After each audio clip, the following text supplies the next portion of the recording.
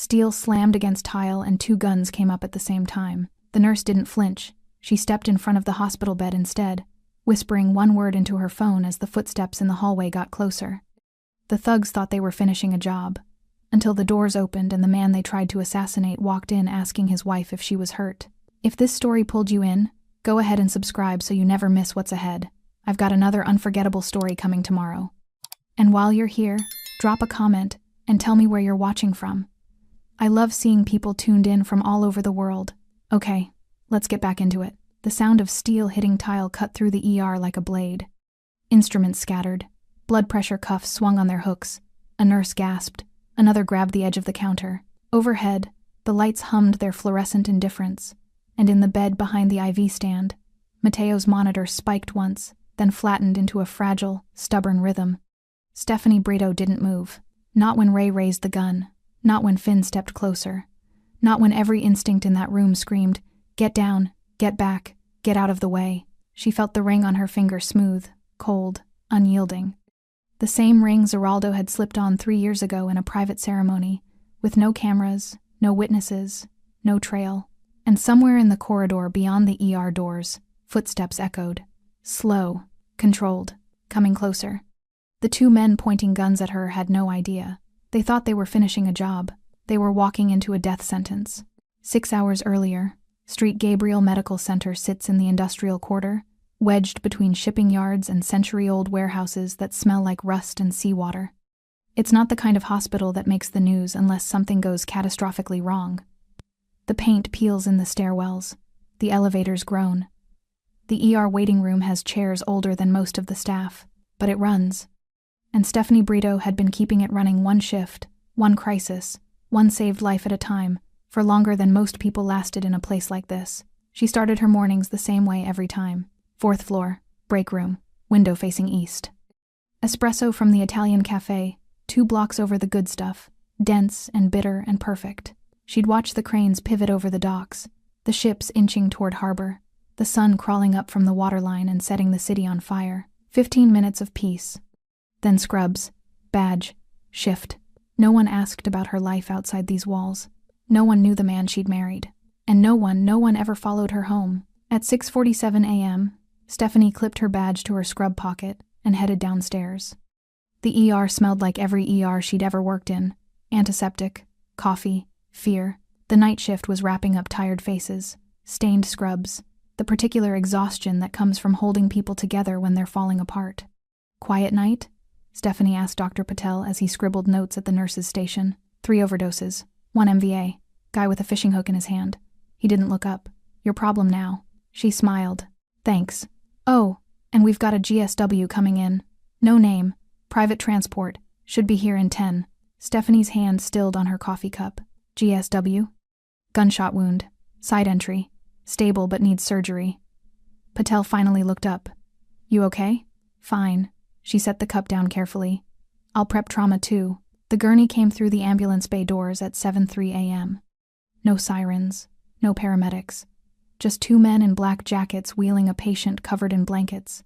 His face pale, his breathing shallow. Stephanie recognized the wound pattern before she saw his face. Entry wound, lower right side, through and through, professional. And she recognized something else, the way the men moved, the way they didn't make eye contact, the way they left before anyone could ask questions. Mateo's eyes found hers as they transferred him to the bed. He didn't say anything. He didn't have to. She knew exactly who had sent him here. Now. Ray's gun hadn't wavered in 30 seconds. Step aside, he said again. Stephanie stood in her blue scrubs, hair pulled back, no makeup, no jewelry except the ring she never took off. Behind her, Mateo lay motionless on the hospital bed, IV dripping antibiotics, chest rising and falling in shallow rhythms.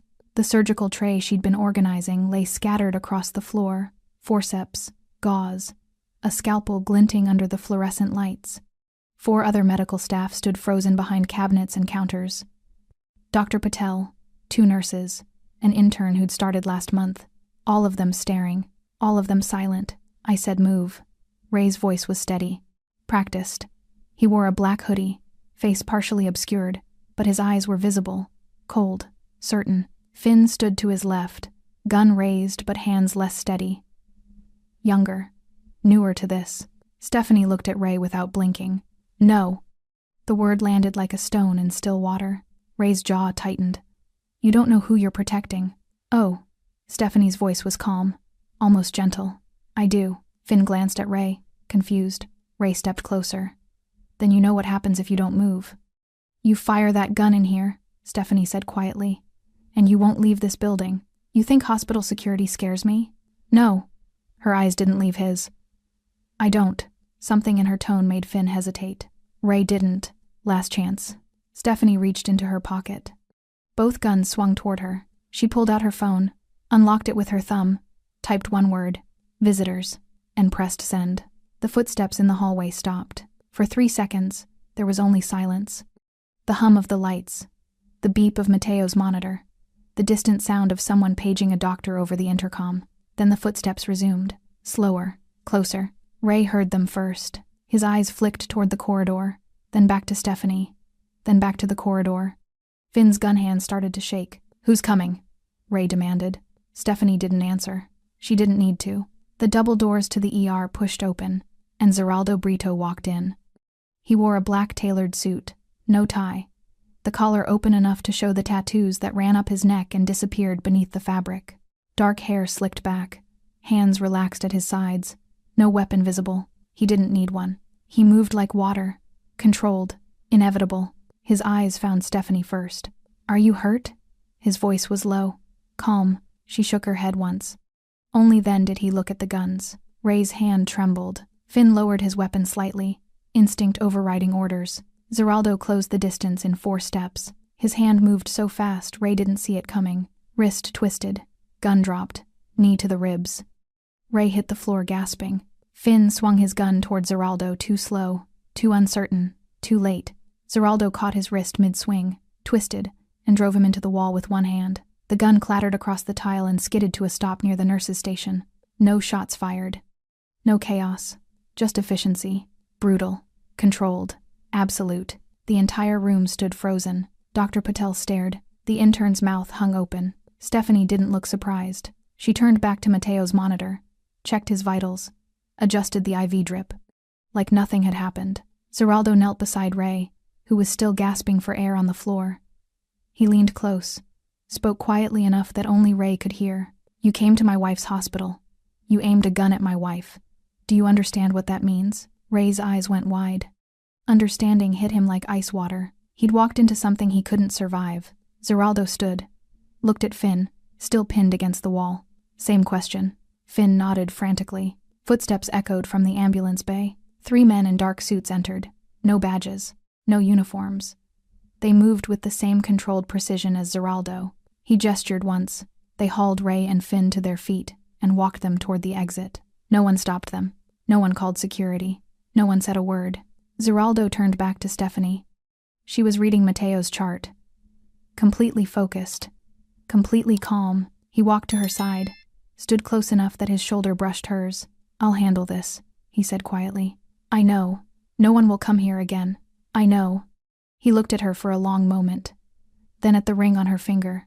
She met his eyes. Steady, unafraid. He nodded once and walked out. The ER doors swung shut behind him.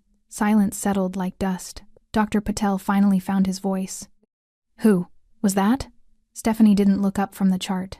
Just a visitor. The whispers started before Stephanie's shift ended. She heard them in the supply closet. Caught fragments near the medication dispensary. Felt the weight of eyes following her down every corridor. Did you see him? The way he moved. Who was that guy? Is he her? No one asked her directly. No one dared. Stephanie finished her charting. Checked on Mateo one last time, stable, sleeping. Guards posted outside his room that no one questioned, and clocked out at 3:47 p.m. The same black car waited in the staff parking lot, the same driver who never spoke, the same tinted windows that hid her from the world. She slid into the back seat and let her head fall against the leather headrest. Her hands were steady. They'd been steady all day. But now, alone in the silence, she felt the adrenaline finally begin to drain. She closed her eyes and remembered the first time she'd seen those same hands covered in blood. 3 years and 4 months earlier. The penthouse bathroom was all white marble and gold fixtures. Stephanie had been there exactly twice before. Once for dinner. Once because Zeraldo had asked her to come, no explanation, just urgency in his voice she'd never heard before. She arrived at 11:30 p.m. with her nursing bag. He opened the door himself. No staff, no security visible. His white shirt was soaked through with blood on the left side. "It's not as bad as it looks," he said. She pushed past him without a word, set her bag on the marble counter, washed her hands, snapped on gloves. "Sit." He sat on the edge of the bathtub. She cut away the shirt, found the wound, glass embedded in his shoulder from the window he'd gone through during the nightclub ambush she'd heard about on the news. They'd called it gang violence, blamed it on turf wars. She knew better. She'd been dating Zeraldo Brito for 6 months, long enough to know what he was, not long enough to have seen it this close. Her hands moved automatically. Tweezers, saline, gauze. He didn't flinch, didn't make a sound, just watched her face. "You should go to a hospital," she said quietly. "No, Zeraldo. No hospitals, no records." His voice was firm, gentle. "Just you." She pulled the last shard of glass free, dropped it into the trash with a sharp clink. "This is what your life is." It wasn't a question. Yes. She cleaned the wound, applied antibiotic ointment, began suturing with practiced precision. "And if I stay," she said, eyes on her work, "this is what my life becomes." He was quiet for a long moment. "I would understand if you left." Her hands paused, just for a second. She'd thought about it. Of course she had. Zeraldo Brito was not a good man by any conventional measure. He controlled territory. He made people disappear. He operated in shadows and violence and power that most people only saw in movies. But he'd also been the first man who'd ever looked at her like she was the answer to a question he didn't know how to ask. He'd never lied to her, never pretended to be something he wasn't. He'd told her the truth from the first night they'd met at a charity gala, where he'd been the largest anonymous donor, and she'd been there representing the hospital. "I'm not a good man," he'd said over champagne. "But I'm an honest one." She tied off the last suture. "I'm not leaving, Stephanie. But we have rules." She stripped off her gloves, met his eyes. "My hospital stays clean. No business, no violence, no overlap." "Agreed. And if this gets too dangerous, I'll step back." He caught her hand. Gentle, deliberate. "I promise." She didn't believe he could, but she believed he meant it. And somehow, that was enough. 2 years and 8 months earlier, the wedding was in a private estate outside the city. 17 people total. No photographers, no announcement, no public record. Stephanie wore a simple white dress, no veil, no train. Zeraldo wore a black suit, no tie. The officiant was a retired judge who owed Zeraldo a favor and knew how to keep his mouth shut. The vows were traditional, short, sincere. When Zeraldo slid the platinum band onto her finger, his hands were completely steady. When she did the same, hers trembled. Not from fear, from the weight of what she was choosing. The reception lasted 2 hours. Champagne, a small dinner, no speeches. Zeraldo's men stood at a respectful distance. Present but not intrusive. At 9 p.m., he pulled her aside onto a balcony overlooking the gardens. The city lights glittered in the distance. "You can still change your mind," he said quietly. She looked at the ring on her finger, then at him. "Can you?" "No." He smiled, rare, genuine, devastating. "Not about you." She kissed him. And in that moment, Stephanie understood something fundamental about the choice she'd made. Love was not always clean. It was not always safe. But it was hers. 18 months earlier, she came home to find him sitting in the dark, blood on his knuckles, suit jacket discarded, tie loose. She didn't turn on the lights, just set down her bag, walked to the bathroom, came back with the first aid kit, knelt in front of him, took his hands in hers. "Bad night?" she asked softly. "Yes." She cleaned the blood away. His knuckles were split, bruised. She'd seen worse. "Do I want to know?" "No." She wrapped his hands carefully, precisely. He watched her work, the way he always did, like she was performing surgery instead of basic wound care. "I don't deserve you," he said. She looked up. "Probably not." He almost smiled. "But you have me anyway." She finished the wrapping, pressed a kiss to his knuckles. "For better or worse?" "Worse, mostly. I knew what I was signing up for." "Did you?" She sat back on her heels, studied his face, the exhaustion, the weight of choices she'd never have to make. "I knew enough." He pulled her into his lap, buried his face in her neck. She held him, and understood something else. He was terrifying to everyone, except her. To her, he was just a man who carried too much weight and refused to let anyone else shoulder it. Until her, present day, the car pulled into the private estate's driveway. Stephanie walked through the front door, set down her bag, kicked off her shoes. Zeraldo was standing in the kitchen, phone in hand, already making calls. He looked up when she entered. Matteo's stable? Yes. The staff? Shaken, but quiet. He nodded, set down the phone, crossed the room in 3 strides, pulled her into his arms. She let herself sink into him, just for a moment. I'm sorry, he said against her hair. I know. It won't happen again. You can't promise that. I can try. She pulled back, looked up at him. They aimed guns at me in my hospital, Zeraldo. I know. They brought your world into mine. I know. The line we drew is still there. His hands framed her face, gentle, absolute. I will burn down everything before I let anyone cross it again. She believed him. That was the problem. She believed him completely.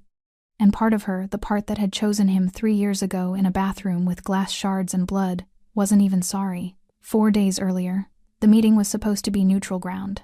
An old warehouse on the east side, converted into a private event space that hosted everything from corporate retreats to underground poker games. The kind of place where questions weren't asked and security cameras didn't work. Zeraldo arrived at 10 p.m. with 3 men. The Kovac syndicate sent 4. It was supposed to be a negotiation. Territory lines. Port access. The kind of conversation that happened in shadows between men who controlled things the city pretended didn't exist. Zeraldo knew it was a trap the moment he walked in. The tells were subtle, almost invisible. Dmitry Kovac's second-in-command kept glancing at the mezzanine level, the guards positioned too precisely near the exits, the way Dmitry himself sat too far back from the table, like he was expecting the furniture to explode. Zeraldo had survived 15 years in this world by trusting his instincts, and every instinct he had was screaming. He kept his expression neutral, sat down across from Dmitry, folded his hands on the table. You wanted to talk, Zeraldo said. Let's talk. Dmitry smiled, cold, practiced. You've been expanding into territories that don't belong to you. I've been filling vacuums that were left empty, by people we removed. Then you should have held the ground. The temperature in the room dropped. Dmitry's smile vanished. You're going to give back the port access, and the distribution networks, and you're going to pay for the privilege of breathing in this city. Zeraldo didn't move. No. Then we have nothing else to discuss. Dmitry stood, and that's when Zeraldo saw it. A red laser dot, flickering across the table, moving toward his chest. Matteo saw it too. He was standing near the door, ostensibly as security, but really as Zeraldo's eyes on the exits.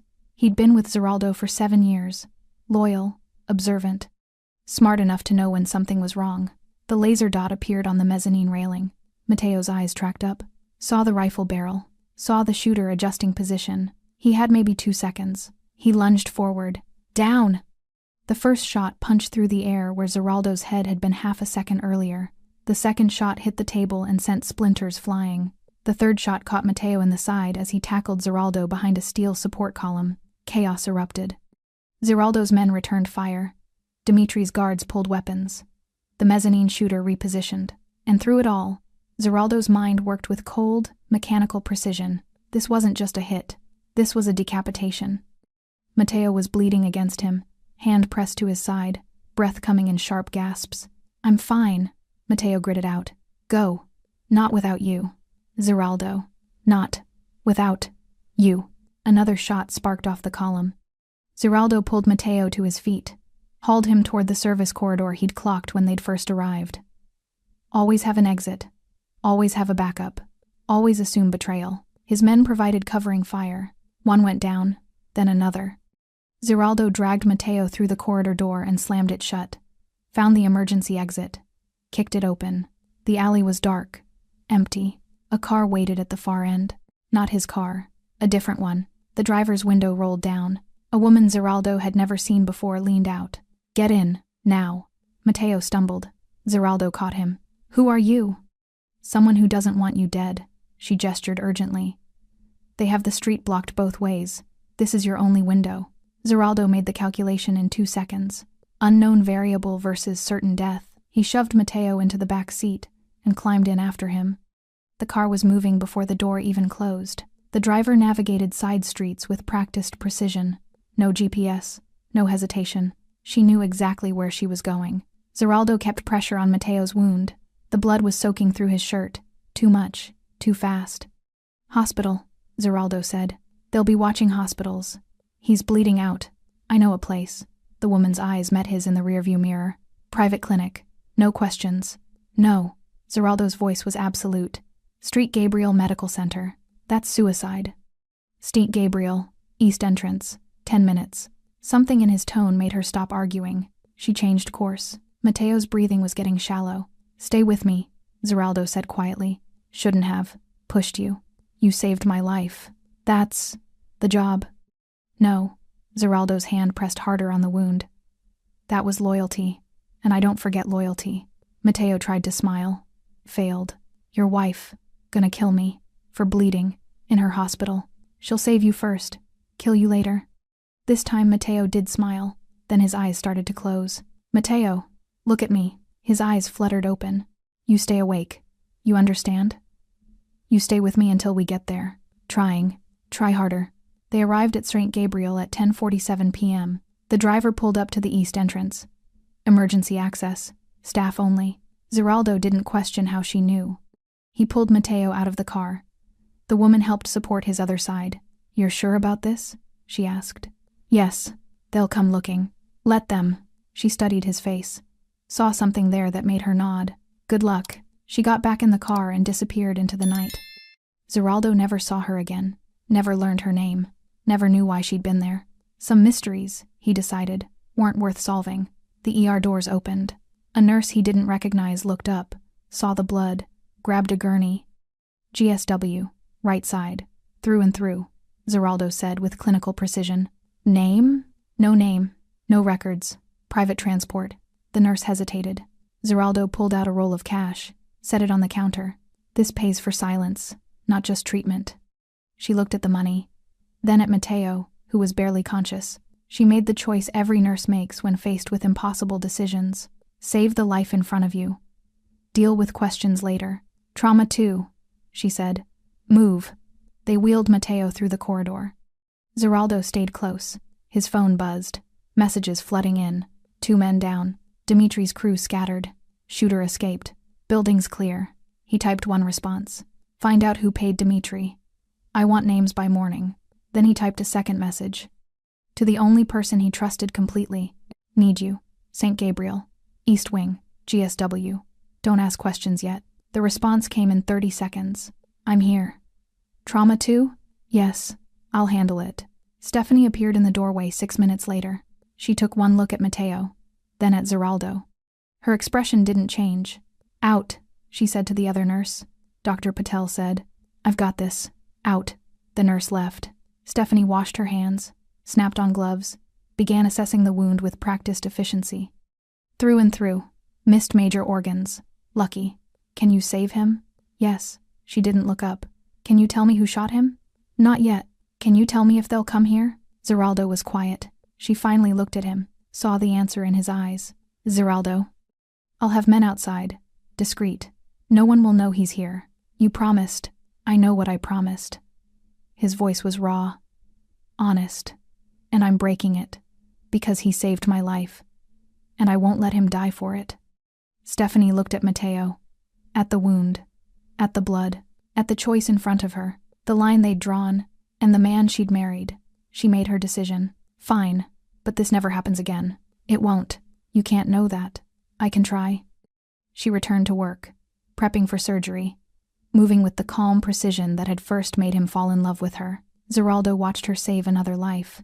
And wondered how long before his world destroyed hers completely. He didn't know the answer.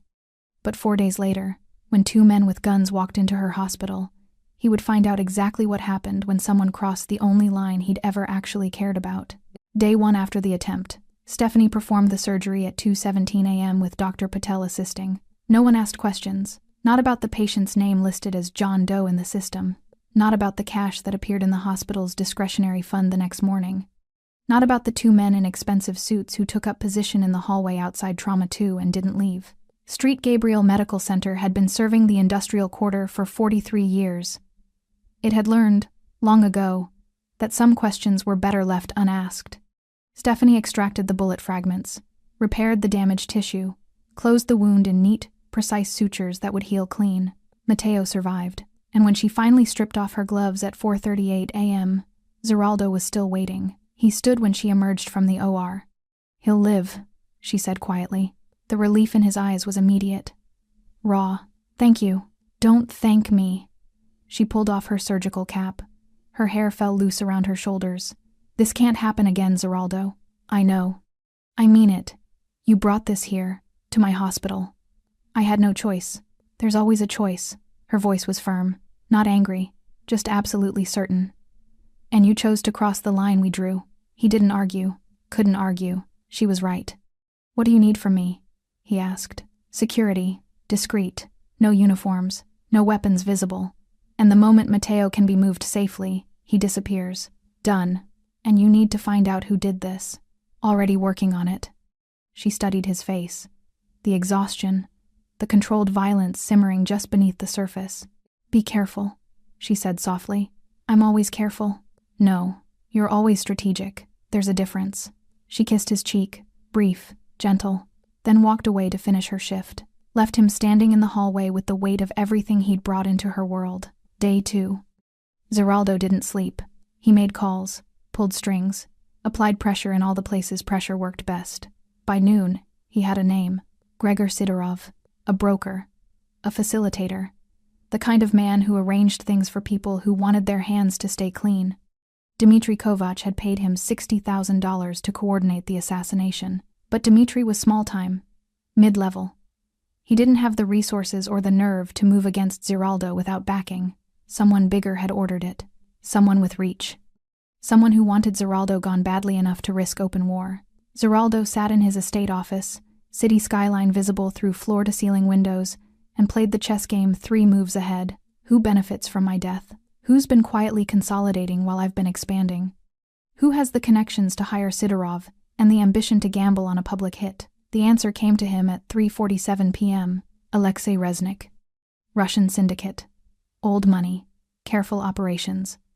He'd been circling Zeraldo's territory for 2 years, never quite moving against him directly, always working through proxies. This had his fingerprints all over it. Zeraldo picked up his phone, made one call. "Find Sidorov. I want him alive. I want him talking, and I want it done quietly." The response was immediate. "Consider it done." Day 3. Stephanie checked on Matteo 4 times during her shift. Each time, he was awake, alert, healing faster than most GSW patients. "You're stubborn," she said, adjusting his IV. Family trait. He managed a weak smile. "You know who I am." It wasn't a question. Matteo nodded carefully. "Known since the beginning. Zeraldo doesn't hide things from people he trusts. And you're one of those people." "I try to be." She checked his vitals. Blood pressure good. Temperature normal. No signs of infection. "Why did you take the bullet for him?" Matteo was quiet for a moment. "Because some men are worth dying for, and Zeraldo's one of them. Even knowing what he is. Especially knowing what he is." Matteo's eyes were steady. Sincere. "He's not a good man, but he's a loyal one. And in our world, that's rarer than you'd think." Stephanie understood that more than she wanted to admit. "The men who shot you," she said carefully. "They're going to want to finish what they started." "I know. And they might trace you here." "I know that too." She met his eyes. "If they come to my hospital, I won't let them hurt you." "You shouldn't make promises like that." "I'm not making a promise." Her voice was calm. "Absolute. I'm drawing a line." Matteo studied her face. Saw the same steel that Zeraldo had fallen in love with. "He's lucky to have you," Matteo said quietly. "We'll see if you still think that when this is over." Day 4 morning. Gregor Sidorov was found in a warehouse on the south side. He talked for 47 minutes, gave up everything. Dmitry Kovac was just the trigger man. The money came from Reznik. The plan had been in motion for 6 months. Kill Zeraldo, destabilize his operations, move in before his lieutenants could consolidate power. Clean, simple, efficient. Except Matteo had seen the laser sight. 1 loyal man, 2 seconds of warning. The difference between a successful coup and a declaration of war. Zeraldo listened to the recording of Sidorov's confession, then made 3 calls. First, to his lawyers. Freeze Reznik's legitimate business holdings. legal warfare. Second, to his financial contacts. Cut Resnick's access to cash flow. Economic pressure. Third, to his most trusted lieutenants. Prepare for retaliation. Strategic positioning. He didn't want war. War was expensive, messy, unpredictable, but he would absolutely finish what Resnick had started. Day 4 afternoon. Alexei Resnick received the first blow at 2 p.m., his primary shipping contract canceled, his main distributor suddenly unavailable, his offshore accounts frozen pending investigation. By 5 p.m., he understood. Zeraldo wasn't dead, and he knew exactly who'd ordered the hit. Resnick made a call. "We have a problem." "I'm aware," came the cold response.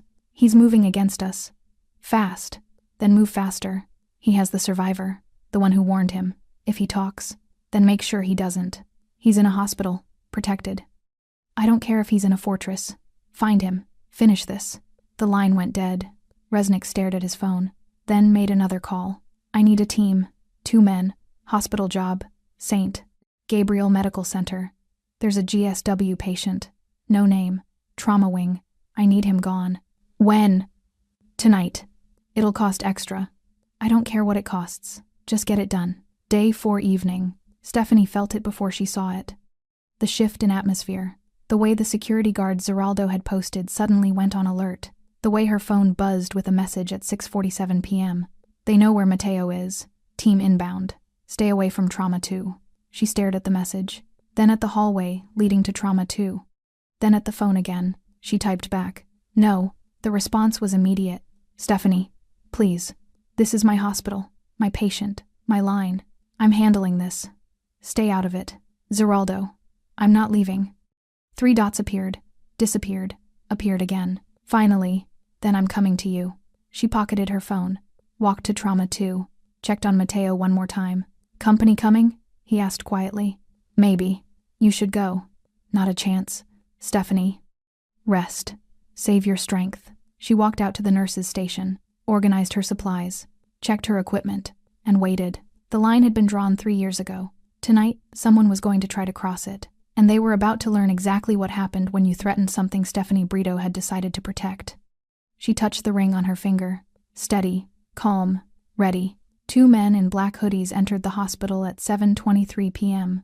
They moved like professionals. Calm, purposeful, scanning for cameras, checking exits. They reached the ER at 7:31 p.m., found Trauma 2, saw the patient on the bed, drew their weapons, and walked directly into the one thing Alexei Resnick hadn't accounted for. A woman who'd married into violence, who understood it, who respected it, but who absolutely refused to let it touch the one place she'd claimed as sacred.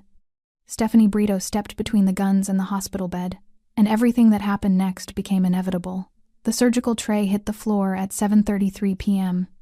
Metal instruments scattered across tile in a sound that didn't belong in a hospital. Forceps, gauze packets, a scalpel that spun twice before settling near the wall. Stephanie had been reaching for it when she saw them. 2 men, black hoodies, faces partially obscured. Moving with purpose toward Trauma 2, she dropped the tray deliberately, let it crash, let everyone hear, let them know something was wrong. The reaction was immediate. Dr. Patel froze mid-stride near the medication cart. 2 nurses ducked behind the counter. An intern pressed himself against the wall, and Stephanie Brito stepped directly into the doorway of Trauma 2, blocking the entrance with her body. Ray saw her first. He was older, mid-30s, hard eyes, practiced movements. His gun came up smooth, professional, aimed past her shoulder at Mateo, who lay on the hospital bed, IV dripping, chest rising and falling in shallow breaths. Finn stood to his left. Younger, maybe 25. His weapon wasn't quite as steady. "Step aside," Ray said. His voice was calm, matter of fact, like he was asking her to move out of the way in a grocery store aisle. Stephanie didn't move. Behind her, she heard Mateo's monitor beep. Steady, stable. She felt the weight of her phone in her pocket. The message already sent. Visitors. 1 word. That's all it had taken. "Step aside," Ray repeated. Stephanie looked at him directly. "No." The word landed in the ER like a stone. Dr. Patel's eyes went wide. The nurses behind the counter exchanged glances. The intern looked like he might pass out. Finn shifted his weight. Uncertain. Ray's expression didn't change. "You don't want to do this," he said. You're right. Stephanie's voice was steady, calm, almost conversational. I don't want to do this, but here we are. We're not here for you. You're in my hospital, pointing guns at my patient. You're absolutely here for me. Ray took a step closer. Stephanie held her ground. Behind her, she heard Mateo try to sit up, heard the rustle of sheets and the catch in his breathing. Stay down, she said without turning around. Stephanie, Mateo's voice was weak, strained. I said stay down. Ray's jaw tightened. Last chance. Move or this gets ugly. It's already ugly. Stephanie's eyes never left his. You brought guns into a hospital. You threatened a patient under my care. The only question now is how this ends. It ends with him dead. No. Her voice dropped. Absolute. Final. It doesn't. Finn spoke for the first time. Ray, maybe we should... Shut up. But Stephanie saw it. The hesitation in Finn's eyes. The way his gun hand trembled just slightly. He didn't want to be here. He was following orders. Not conviction. That was exploitable. You don't have to do this, Stephanie said, looking at Finn now. Whatever they're paying you, it's not worth it. Don't talk to him, Ray snapped. Why not? Because he might listen? Because he knows what happens if we walk out of here empty-handed. And what happens if you don't walk out at all? Ray's eyes narrowed. You think hospital security scares me? No. Stephanie's expression didn't change. I don't. Something in her tone made both men pause. The confidence, the certainty, like she knew something they didn't. Ray stepped closer, close enough that Stephanie could smell cigarette smoke on his jacket. You're protecting a criminal. You know that, right? I'm protecting a patient. He's a gunman. He works for... I don't care who he works for. Stephanie cut him off. Inside this hospital, he's a human being with a GSW who needs medical care, and that's all that matters. Noble. Ray's voice dripped sarcasm. But stupid. Maybe. You're going to die for him? Stephanie was quiet for a moment. She thought about Zeraldo, about the bathroom 3 years ago, about glass shards and blood and the choice she'd made to stay, about every choice since then. If I have to, she said quietly. Ray stared at her, trying to find the angle, the leverage, trying to understand what kind of person stood between 2 loaded guns and certain death without flinching. You don't know who you're protecting, he said finally. Stephanie almost smiled. Oh, I do. The confusion on Ray's face was immediate. Finn lowered his gun slightly, completely lost. What? Ray demanded. Stephanie reached into her pocket. Both guns swung toward her. Easy, she said. Just my phone. She pulled it out slowly, unlocked it with her thumb, showed them the screen. 1 word sent. 7 minutes ago. Visitors. Who did you... Ray started. Then he heard them. Footsteps. In the corridor beyond the ER entrance. Not running. Not rushing. Slow. Controlled. Deliberate. The sound of someone who didn't need to hurry, because they knew exactly what they were walking into. Ray's face went pale. No, he whispered. The footsteps got closer. Finn backed up a step. Then another. Ray? Who is that? Ray didn't answer. Couldn't answer. Because he'd just put together what Stephanie had known from the moment they walked in. This wasn't some random hospital. This wasn't some random patient. And she wasn't some random nurse. The double doors to the ER pushed open. Zeraldo Brito entered like a storm front. Black tailored suit. No tie. Shirt open at the collar showing the tattoos that crawled up his neck. Dark hair slicked back. Hands loose at his sides. No weapon visible. He didn't need one. The air itself seemed to change when he walked in. Pressure. Weight. Inevitability. His eyes found Stephanie first. Scanned her head to toe. Looking for injuries. For blood. For anything wrong. Are you hurt? His voice was low. Calm. Stephanie shook her head once. No. Only then did he look at the guns. At Ray, who'd gone completely still. At Finn, whose weapon was now pointed at the floor. At the surgical tray scattered across the tile. At the frozen staff behind the counter. At everything that had happened in his wife's hospital while he wasn't there to stop it. His expression didn't change, but something in his eyes went absolutely cold. Ray understood in that moment. He'd walked into something he couldn't walk out of. You came to my wife's hospital, Zeraldo said quietly. Ray's gun hand started to shake. You pointed guns at my wife. Finn dropped his weapon entirely. It clattered on the floor. You threatened her life. Zeraldo took a step forward, then another, moving like water. Like violence waiting for permission. Do you understand? He continued, voice still calm, still controlled. What that means? Ray tried to aim his gun, tried to fire, tried to do anything. but his hands wouldn't obey, because standing in front of him wasn't just a man, it was a reckoning. Zeraldo closed the distance in 3 steps. His hand moved faster than Ray could track, caught his wrist, twisted. The gun dropped. Ray swung wild with his other hand. Zeraldo caught that too.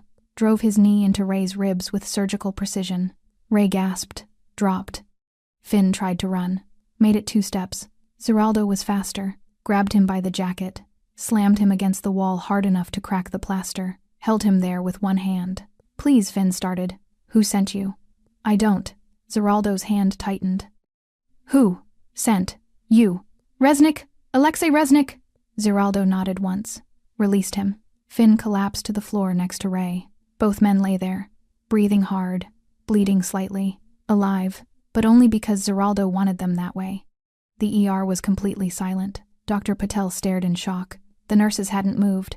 The intern looked like he'd forgotten how to breathe. Stephanie walked calmly to Mateo's bedside, checked his monitor, adjusted his IV, like nothing had happened. "Pressure's stable," she said quietly. Mateo managed a weak smile. "You're terrifying, you know that?" "I've been told." Footsteps echoed from the ambulance bay. 3 men in dark suits entered, moving with the same controlled precision as Zeraldo. He gestured once. They hauled Ray and Finn to their feet, walked them toward the exit. No one stopped them. No one said a word. Zeraldo turned to Stephanie. She was still focused on Mateo's chart. He walked to her, stood close. "I'll handle this," he said quietly. "I know. No one will come here again." "You can't promise that." "Yes, I can." She looked up at him, saw the absolute certainty in his eyes. "And the cost of that certainty." "Go," she said softly. "Do what you need to do." He touched her face, brief, gentle, then walked out of the ER. The doors swung shut behind him. Silence settled like ash. Dr. Patel finally found his voice. "Who was that?" Stephanie returned to her charting. "Just a visitor." The black SUV pulled away from St. Gabriel Medical Center at 7:52 p.m. Ray and Finn sat in the back seat, hands zip-tied behind them, flanked by 2 of Zeraldo's men who hadn't spoken a single word. Zeraldo sat in the passenger seat, silent, still, the kind of quiet that preceded violence. The driver navigated through the industrial quarter, past shuttered warehouses and empty lots, toward the part of the city where streetlights stopped working and no one called the police. Ray tried once to speak. "Listen, we were just..." The man beside him drove an elbow into his ribs. Ray gasped. "Shut up." Finn was crying silently, tears streaming down his face. He was 24 years old, 3 months into working for Resnick's crew. This was supposed to be easy money, simple jobs, no real danger. He'd been lied to. Zeraldo's phone buzzed. He answered without checking the ID. "Talk." "Estate is secure. Room's ready." The voice on the other end was calm, professional. "Good. 20 minutes." He ended the call, looked at Ray in the rearview mirror. "You made a mistake tonight." Ray said nothing. "You walked into my wife's hospital. You pointed a gun at my wife. You threatened the one thing in this world I've tried to keep separate from what I do." Zeraldo's voice was perfectly calm. Somehow that made it worse. "I've killed men for less. You understand that, right?" Ray nodded slowly. "But I'm not going to kill you." Zeraldo turned in his seat, made eye contact. "Not yet. First you're going to tell me everything. Who sent you? How they found Mateo? What else they're planning?" "I don't know anything." "Yes, you do. And you're going to tell me, because the alternative is so much worse than death that you can't even imagine it." Finn sobbed harder. Ray stared at Zeraldo, saw something in those eyes that made his bladder clench. This wasn't a man. This was a force of nature. And they'd made the fatal mistake of getting in his way. The estate sat on 12 acres outside the city limits. No neighbors, no witnesses, no one to hear anything that happened inside. The SUV pulled through the gate at 8:14 p.m., drove past manicured gardens and a fountain that looked like it belonged in a European plaza, stopped at a secondary building, separate from the main house, soundproof. The men hauled Ray and Finn out of the vehicle, marched them inside. Down a hallway with concrete floors and fluorescent lights, into a room with a drain in the center of the floor. 2 chairs, both bolted down. They were shoved into the seats. Zip ties cut, hands secured with metal cuffs attached to the chair arms. Finn was hyperventilating now. Ray tried to stay calm, tried to think. There had to be a way out of this. There had to be. Zeraldo walked in. He'd removed his suit jacket, rolled up his sleeves. The tattoos on his forearms were visible now. Intricate, deliberate. each one marking something. Someone. A history written in ink and violence. He pulled up a third chair, sat down facing them, folded his hands. Let's begin. Ray broke first. It took 11 minutes. No torture. No physical pain. Just questions. And the growing certainty that lying would make things exponentially worse. Resnick sent us, Ray said finally. Alexei Resnick. I know that. Tell me something I don't know. He's been planning this for months. The hit on you. Taking your territory. He's got backing. Financial. Political. From who? I don't know. I swear I don't know. That's above my level. Zeraldo studied his face. Believed him. How did you find Mateo? Tracker. We got a signal from the warehouse where the hit went down. Followed it to the hospital. What tracker? In his phone. We didn't know it was there until after he ran. Zeraldo's jaw tightened. Someone on his side had planted a tracker. Someone close enough to access Mateo's phone. Internal betrayal. That complicated things. Who else knows Mateo's at Street Gabriel? Just us. And Resnick. You reported in? Before we went in, yeah. What did you tell him? That we found the target. We were going in to finish it. Did you tell him the hospital name? Ray hesitated.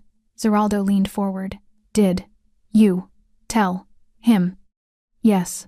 Zeraldo stood, walked to the corner of the room, pulled out his phone, made a call. Pull Mateo out of Street Gabriel. Now. They know where he is. A pause. I don't care if he's stable. Move him.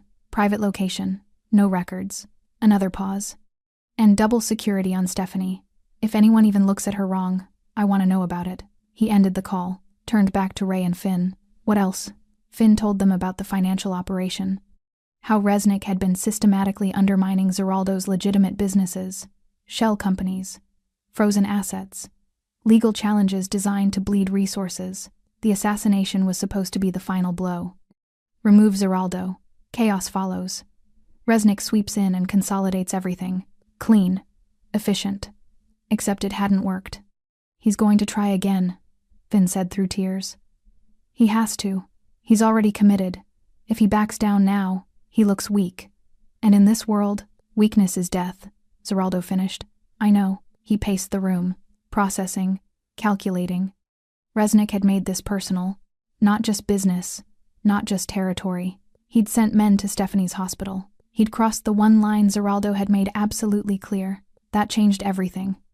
Here's what's going to happen, Zeraldo said quietly. I'm going to dismantle everything Resnick has built. His businesses, his connections, his reputation. And then, when he has nothing left, when everyone he trusted has abandoned him, I'm going to give him a choice. Ray stared at him. What choice? Disappear, or die. He'll never disappear. His pride. Then he'll die. Zeraldo's voice was flat. Final. I don't actually care which he chooses. At 9:47 p.m., Zeraldo's phone rang. Stephanie. He answered immediately. Are you okay? I'm fine. Her voice was steady, calm. Mateo's being moved? Yes. Safer location. You could have told me. I'm telling you now. She was quiet for a moment. The staff is asking questions. Let them ask. Zeraldo. What do you want me to say, Stephanie? That I'm sorry? I am. That it won't happen again? I'll do everything in my power to make sure it doesn't, but I can't change what already happened. I know. Her voice softened. I'm not angry. I'm just processing. Are you safe? I have 3 of your men outside the ER pretending to be contractors. It's a little obvious. Despite everything, he almost smiled. They'll be subtle. They're carrying concealed weapons in a hospital. There's no subtle. They'll try. She sighed. When will you be home? Late. I have things to handle. Things. Yes. Will these things involve violence? He was quiet. Zeraldo. Some, he admitted, but controlled, strategic. Nothing that traces back to you. That's not what I'm worried about. Then what are you worried about? You? Her voice was soft. Honest. I'm worried about you. Something in his chest tightened. After everything. After guns in her hospital. After threats to her life. She was worried about him. I'll be careful, he said. Promise me. I promise. I love you. I love you too. He ended the call, stood there for a moment, then turned back to Ray and Finn. Last question, he said. Does Resnick know who Stephanie is? Does he know she's my wife? Ray shook his head. No. No one knows. We didn't even know until you showed up. Zeraldo nodded slowly. That was something, at least. Stephanie's anonymity was still intact, her protection, still possible. What happens to us? Finn asked quietly. Zeraldo looked at him. Young, stupid, terrified, reminded him of men he'd known years ago. Men who'd made bad choices and paid for them. Men he'd killed without hesitation. But tonight felt different. Tonight, mercy felt like a weapon. You're going to disappear, Zeraldo said. New city, new names, new lives. And if I ever see either of you again, if you ever come near this city, near my territory, near anyone I care about, I will finish what I started tonight. Understood? Both men nodded frantically. Good. Zeraldo gestured to his men. Get them out of here. At 11:23 p.m., Zeraldo finally headed home. The estate was quiet. Dark except for a single light in the bedroom window. Stephanie was waiting. She always waited. He walked through the front door, set down his keys, climbed the stairs, found her sitting on the bed, still in her scrubs, reading a medical journal. She looked up when he entered, set the journal aside, patted the bed next to her. He sat. She took his hand, examined his knuckles. No blood this time. No injuries. It's handled? She asked. For now. For now. Resnick's still out there. But he knows I'm coming. And then what? Zeraldo was quiet. Then it ends, he said finally. One way or another. She leaned her head against his shoulder. I meant what I said, about being worried. I know, this life you lead. I know. She lifted her head, looked at him. We should talk. About the future. About what happens when this is over. Okay. Not tonight. You're exhausted. Tomorrow then. She kissed him. Soft. Gentle. A reminder that despite everything, despite the violence and the danger and the impossible choices, this was still real. They were still real. Come to bed, she whispered. He did. And for a few hours, the storm outside quieted. But dawn was coming. And with it, the reckoning Zeraldo had promised. Day 5, 3:47 a.m. Zeraldo couldn't sleep. He stood at the bedroom window, watching the city lights flicker in the distance, while Stephanie slept behind him in the bed they'd shared for 3 years. His mind worked through scenarios, contingencies, chess moves on a board that was getting more complicated by the hour. Resnick knew about Mateo. Resnick knew about Street Gabriel, but Resnick didn't know about Stephanie. That was the only advantage Zeraldo had left. His phone vibrated on the nightstand. He grabbed it before it could wake her. A message from his head of security. Gregor Sidorov secured. Location Alpha. Waiting for you.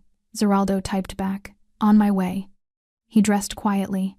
Black pants, black shirt. The shoulder holster he only wore when he expected things to get complicated. Stephanie stirred. Where are you going? Her voice was thick with sleep. Work. At 4 in the morning? He walked to the bed. Kissed her forehead. Go back to sleep. She caught his hand. Be careful. Always. She didn't believe him. Neither did he. But they both pretended.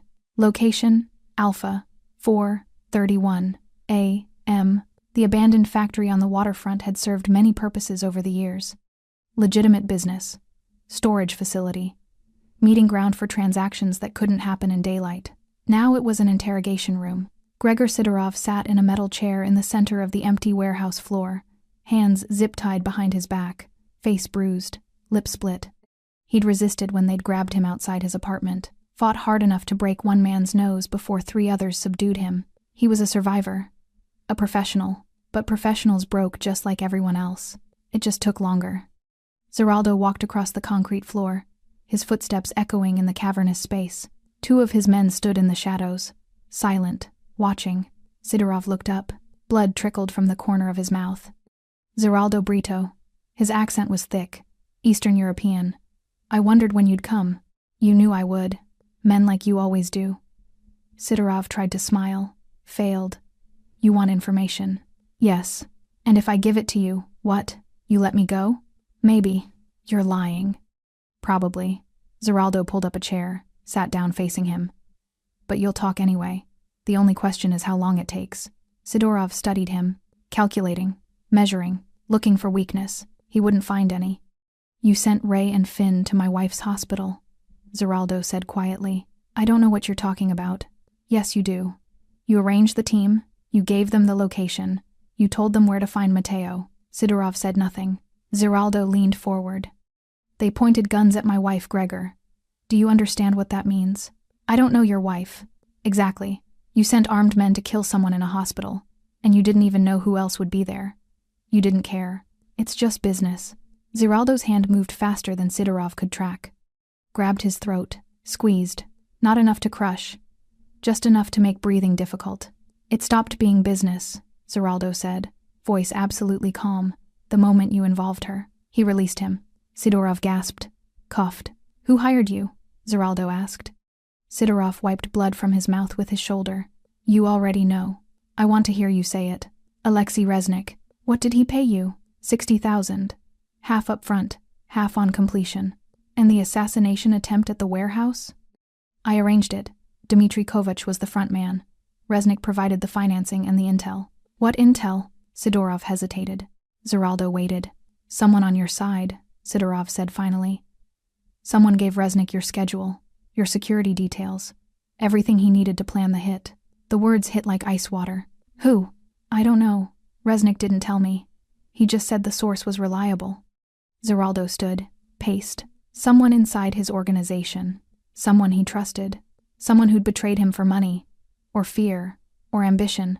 How long has Reznik been planning this? He asked. 8 months. Maybe more.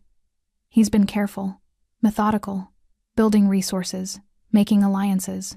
What alliances? I don't have names, but he's got political cover, financial backing. This isn't just about territory, it's about legitimacy. Ziraldo understood. Reznik wasn't trying to be a crime lord. He was trying to be a businessman with criminal infrastructure, respectable, untouchable, and Ziraldo was in the way. What else? Ziraldo demanded. He's already moving on your assets, legal challenges, regulatory pressure. He's got lawyers and accountants doing what the assassins couldn't. And if I'm removed?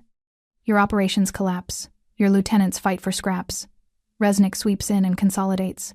Clean, legal, no mess. Ziraldo nodded slowly. It was actually a good plan, which made it more dangerous. Where is Reznik now? I don't know. Gregor. I swear I don't know. He uses cutouts, encrypted communications. I've never met him face to face. Ziraldo studied him, believed him. What about his operations? Where does he run things from? He's got properties all over the city. Office buildings, warehouses, legitimate fronts. I can give you addresses, but he moves around. Never stays in one place too long. Smart. That's why he's still alive. Ziraldo smiled without humor. Not for long. St. Gabriel Medical Center, 6:15 a.m. Stephanie started her shift the same way she always did. 4th floor break room, window facing east, espresso from the Italian cafe. But today felt different. The staff watched her differently, whispered when she passed. Dr. Patel approached her at the nurse's station. We need to talk, he said quietly. About what happened yesterday. Stephanie didn't look up from her chart. A patient was threatened. Security responded. It's handled. That wasn't security, Stephanie. Wasn't it? You know it wasn't. Patel lowered his voice. Who was that man? A visitor. Don't insult my intelligence. She finally looked at him. What do you want me to say, David? The truth would be nice. The truth is that I'm a nurse. I take care of patients. And yesterday, someone tried to hurt a patient under my care. Someone stopped them. That's all you need to know. Is it? She held his gaze. Steady. Unflinching. Patel shook his head. Be careful, Stephanie. Whatever you're involved in. I'm involved in saving lives. Same as you. It didn't look that way yesterday. Then maybe you weren't looking closely enough. She walked away, left him standing at the nurse's station with more questions than answers. Location, Alpha, 7, 2, A, M. Sidorov had given them everything. Addresses, financial accounts, communication protocols, a roadmap to Reznik's entire operation. Ziraldo stood in the corner of the warehouse, phone to his ear, coordinating with his team. I want legal pressure on every property he owns. Environmental violations, zoning issues, tax audits. Make it expensive to operate. Done. And freeze his offshore accounts. Use the shell company we set up in Panama. Route it through the Cayman contacts. Understood. What about the political connections? We're identifying them now. Should have names by tonight. Good. When you do, apply pressure. Quietly. No public scandals. Just make them nervous enough to distance themselves. Consider it done. Ziraldo ended the call, looked at Sidorov. who was watching him with a mix of fear and grudging respect. "You're going to destroy him," Sidorov said. "Yes. He'll fight back. Let him. This could get messy." "It already is messy." Zeraldo walked closer. "He sent men to my wife's hospital. There's no coming back from that." Sidorov nodded slowly, understanding. "What happens to me?" he asked. Zeraldo considered. Sidorov was a facilitator, a middleman, useful for information but ultimately expendable. In the old days, Zeraldo would have eliminated him without hesitation. No witnesses, no loose ends, but Stephanie's voice echoed in his mind. "Be careful, not just with his life. With his soul. You disappear," Zeraldo said finally. "New city, new identity, and you never speak about this to anyone. Ever. And if I do, I'll know, and I'll find you, and what happened to you tonight will feel like mercy." Sidorov swallowed hard. Understood. Zeraldo gestured to his men. "Get him out of here." They cut the zip ties, hauled Sidorov to his feet, walked him to a waiting van. Zeraldo watched them leave, then pulled out his phone, called his financial team. "Start the cascade. I want Resnick's assets frozen by noon, his businesses audited by end of day, and his connections scrambling by nightfall. That's aggressive. It's war." And he started it. Private Estate 8:34 a.m. Zeraldo returned home to find Stephanie in the kitchen, still in her scrubs, coffee in hand. "You're home early," he said. "Double shift got cancelled. Budget cuts." She looked at him. "You look exhausted. Long night. Did you find what you needed?" "Yes." She walked to him, touched his face. "What happens now?" "I take everything Resnick has, piece by piece, until there's nothing left.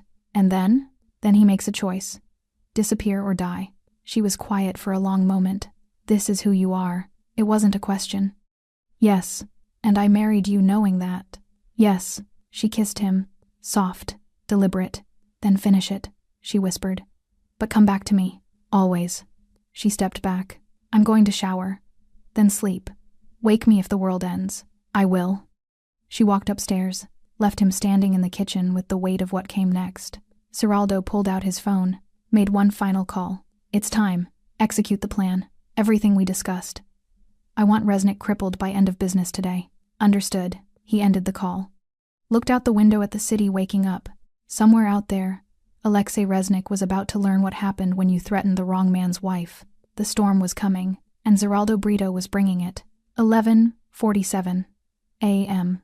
The first domino fell at exactly noon. Resnick's primary shipping contract, valued at $4.2 million annually, was terminated with immediate effect. Environmental violations, paperwork irregularities, issues that had existed for months but were suddenly, inexplicably, priorities for the regulatory board. The second domino fell at 12:34 p.m. His main distribution network received notice of a federal audit. Tax discrepancies dating back 3 years. Nothing concrete yet. Just enough smoke to make his partners nervous.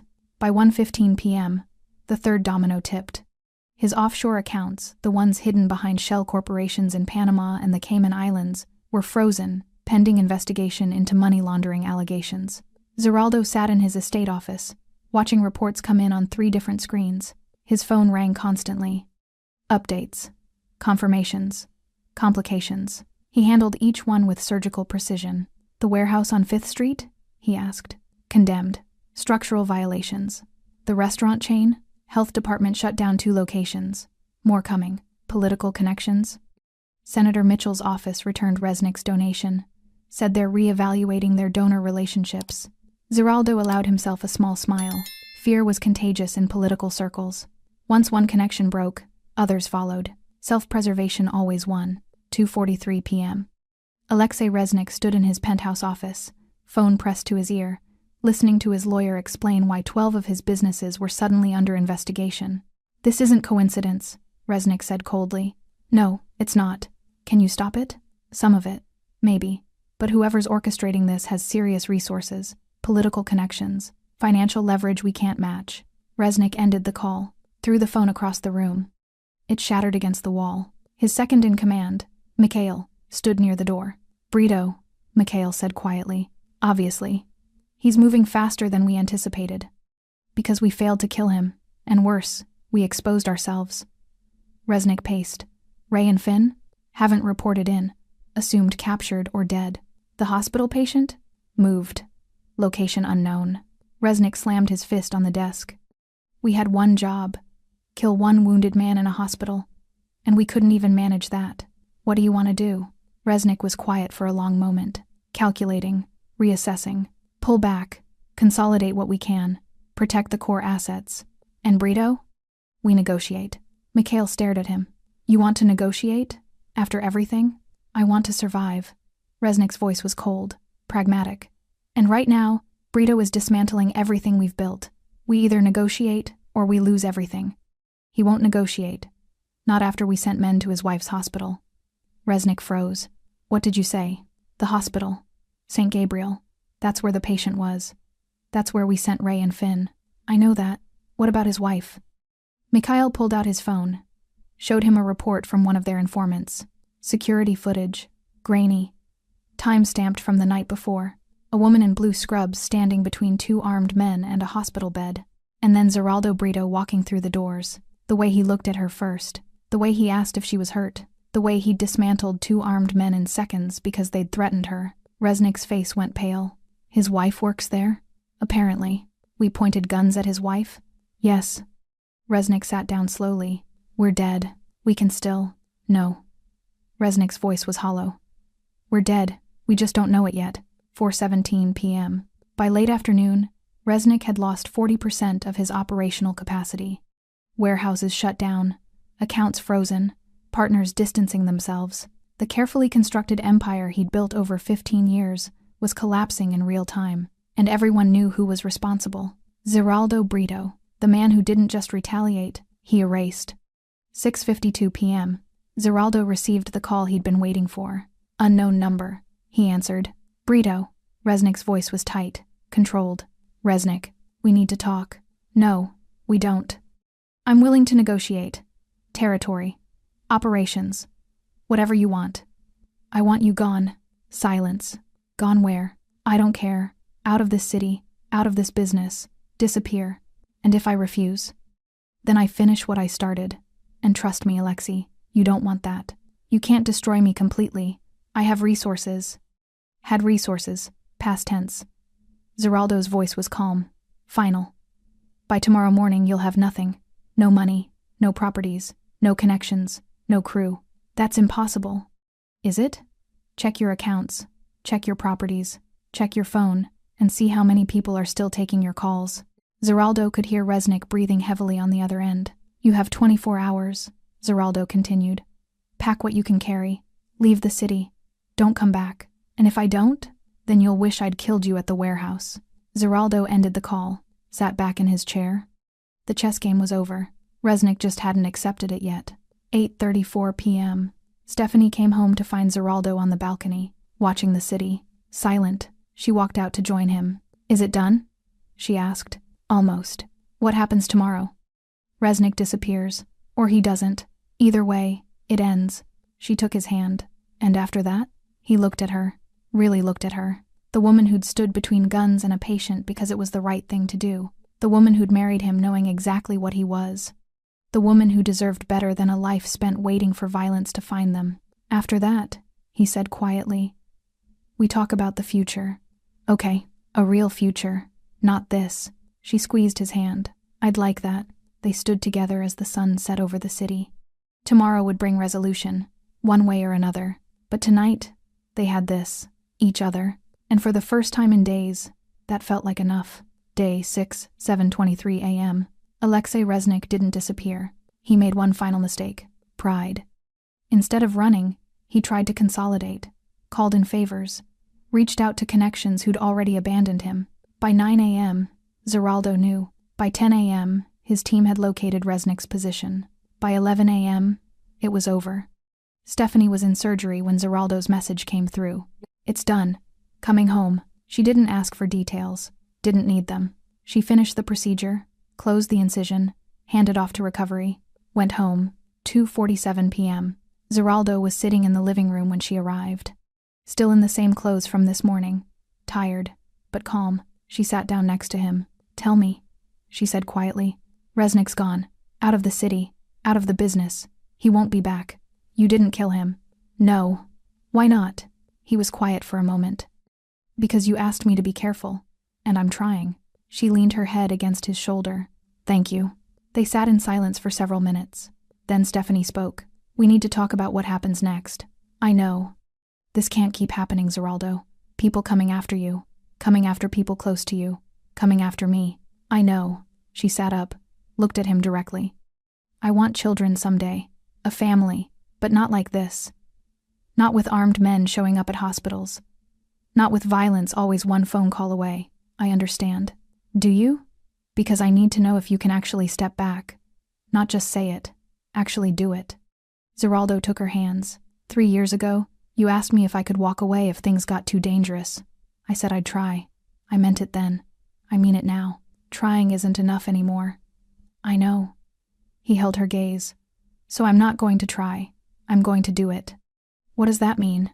It means I start reducing operations, legitimizing what I can, selling off what I can't. It'll take time, maybe a year, maybe 2, but I'll do it. Why? Because the alternative is losing you. And that's not acceptable. Her eyes filled with tears. You'd give up everything you've built? Not everything, just the parts that put you in danger. Zeraldo. I mean it, Stephanie. What happened at your hospital? Seeing those guns pointed at you. His voice cracked slightly. I can't live with that. I won't. She kissed him, deep, desperate, grateful. We'll do it together, she whispered. Figure out what comes next. Build something different. Together, he agreed. They held each other as afternoon light filtered through the windows. The violence wasn't over. It never truly was in their world, but the trajectory had changed. And for the first time, the future felt like something worth planning for. 5:15 p.m. Stephanie's phone rang. Street Gabriel Medical Center. This is Stephanie. We need you back. Multi-vehicle accident. All hands. She looked at Zeraldo. He nodded. I'll be there in 20 minutes. She grabbed her bag. Kissed him goodbye. I'll be home late. I'll wait. She smiled. I know. 11:52 p.m. Stephanie came home exhausted. 3 critical patients, 2 surgeries, 1 loss. Zeraldo was still awake, had dinner waiting, wine poured. How was it? He asked. Hard. But we saved 2 of 3. That's something. They ate in comfortable silence. Then Zeraldo spoke. I met with my lawyers today. Started the process. What process? Transitioning operations. Selling assets. Going legitimate. Stephanie set down her fork. You're serious? Yes. How long? 18 months. Maybe less if things move smoothly. And after that? After that, I'm just a businessman with a complicated past. And you're just a nurse with a complicated husband. She laughed. Actually laughed. Just. He confirmed. She stood. Walked around the table. Sat in his lap. I love you, she said. I love you too. Even when this gets hard? Especially then. She rested her forehead against his. And for the first time in 6 days, she felt like they might actually make it through this. Together. Day 7. Street Gabriel Medical Center looked exactly the same. Same beige brick. Same narrow windows. Same fluorescent lights humming overhead. But something had shifted. Stephanie felt it the moment she walked through the ER doors. Staff watched her differently. Not with fear. Not with judgment. With respect tinged with curiosity. Dr. Patel approached her at the nurse's station. How's our mystery patient? He asked carefully. Transferred. Recovering well. Good. He paused. And the visitor? Also well? Patel nodded slowly. I'm not going to ask questions, Stephanie. But if you ever need anything... I know. Thank you. He walked away, left her with the charts and the routines and the familiar rhythms of the hospital she'd worked in for years. Nothing had changed. Everything had changed. 10:34 a.m. Mateo was sitting in a private recovery facility across town when his phone rang. Zeraldo. How are you feeling? Like I got shot, but alive. Thanks to your wife. She's good at her job. She's terrifying. In the best way. Zeraldo smiled. I know. What's the damage? Mateo asked. Resnick's gone. Operations are secure. The insider who planted the tracker has been handled. Who was it? Nobody you knew. Mid-level. Got greedy. Mateo was quiet. And us? The organization? Changing. Slowly, but changing. Because of her. Because of her. Zeraldo confirmed. Good. You deserve that. So do you. Take time. Heal. When you're ready, we'll talk about what comes next. Understood. Zeraldo ended the call, looked out the window of his office. The city stretched before him. His city, for now. But soon, something different. Something quieter. Something that didn't end with guns in hospitals. 3:47 p.m. Stephanie's shift ended at 4. She changed out of her scrubs, grabbed her bag, walked through the parking lot to where the black car waited. Same driver, same tinted windows. But this time, when she slid into the back seat, Zeraldo was there. "What are you doing here?" she asked, surprised. "Picking up my wife from work. Is that allowed?" She smiled. "It's allowed." The car pulled away from St. Gabriel, drove through the industrial quarter, past the warehouses and the docks, toward the estate that had become her home. "How was your day?" Zeraldo asked. "Normal. Yours?" "Productive. Started liquidating the warehouse properties. Meeting with accountants tomorrow about the shipping contracts." "This is really happening." "Yes." She took his hand. "I'm proud of you." "For what?" "For choosing this. For choosing us." He lifted her hand, kissed her knuckles. "Easiest choice I ever made." 6:15 p.m. They had dinner on the balcony. Pasta, wine, candlelight, normal, domestic, peaceful. "I was thinking," Stephanie said, "about taking that vacation you promised me 3 years ago." "Where do you want to go?" "Somewhere quiet. No phones, no emergencies, just us." "Italy? Perfect. 2 weeks?" "Make it 3. He smiled. "Done." They talked about the future, about plans, about possibilities, about children someday, a house somewhere quieter, a life that didn't require armed security and encrypted phones. It felt impossible. It felt necessary. It felt real. 11:23 p.m. Stephanie stood at the bedroom window, looking out at the city. Zeraldo came up behind her, wrapped his arms around her waist. "What are you thinking about?" he asked. "About how we got here. About where we're going." "Regrets?" "No, never." She turned to face him. "You? Only that it took me this long to see what matters." "And what matters?" "You. This. Us." She kissed him. Slow, deep, certain. "Come to bed," she whispered. "In a minute." She walked away, left him at the window. Zeraldo looked out at the city one more time. Tomorrow he'd meet with lawyers, start dissolving the empire he'd built, begin the slow process of becoming someone different, someone better. For her. But tonight, he was still Zeraldo Brito, and the woman sleeping in his bed was still Stephanie, the nurse who'd stood between guns and a patient, the wife who'd married into violence and demanded something better, the person who'd changed everything, without even trying. He walked to the bed, slid in beside her. She curled against him automatically. Safe, loved, home. And somewhere across the city, in the ER of St. Gabriel Medical Center, the night shift continued. Lives saved, crises managed, the endless work of healing, where Stephanie Brito would return tomorrow, still just a nurse, still exactly who she'd always been. But now, finally, with a future that looked like peace. Thanks for sticking with this story until the very end. You're the reason these stories feel alive. If you're ready for another powerful journey, just tap the next video on your screen. And before you go, leave a quick comment and rate this story from 1 to 10. I'm excited to read your thoughts and connect with you in the comments.